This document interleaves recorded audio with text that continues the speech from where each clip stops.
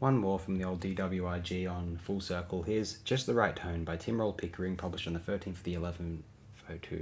After a disappointing beginning to the relaunched series, Full Circle comes along and thoroughly restores the viewer's faith. This is a story where much has finally worked in tandem, and the result is a charming tale that holds up well. A lot of thought has gone into the story, while the scientific elements work well. This is Andrew Smith's only contribution to the series, and it is a shame he did not write any further stories that made it to the screen. The story is also part of the wider so-called E-Space trilogy, but at this stage it's just little more than a lumping together of several stories in the same pocket universe, and it does not noticeably affect the individual tale's plot one way or another.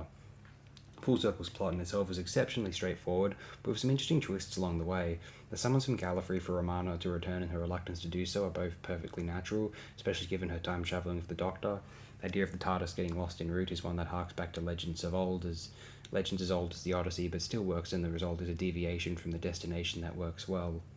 Full Circle takes place on a small scale, and it would be tempting to dismiss it as a runaround, but a lot of care has gone into creating the entire scenario.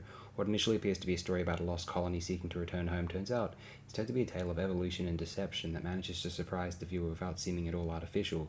The Marshmen may be yet another race of rubber-suited monsters, but it's hard to feel malice towards them for simply acting as most living creatures would in the circumstances.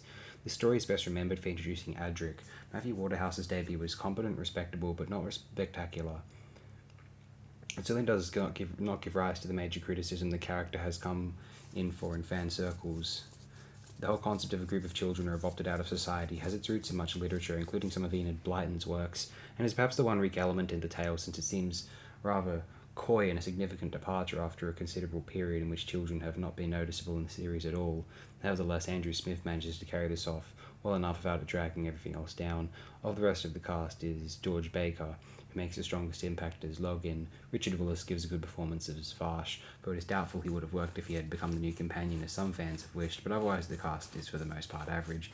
But there are no performances that obviously drag the story down. Production-wise, Full Circle benefits from some excellent location footage and competent sets, aided strongly by good direction from Peter Grimwade, but it is the music that stands out the most. Paddy Kingsland's score perfectly complements the story, often striking just the right tone for a scene, and the result is to put the viewer in the correct mood throughout. The story is a clear sign of the new production team hitting their stride.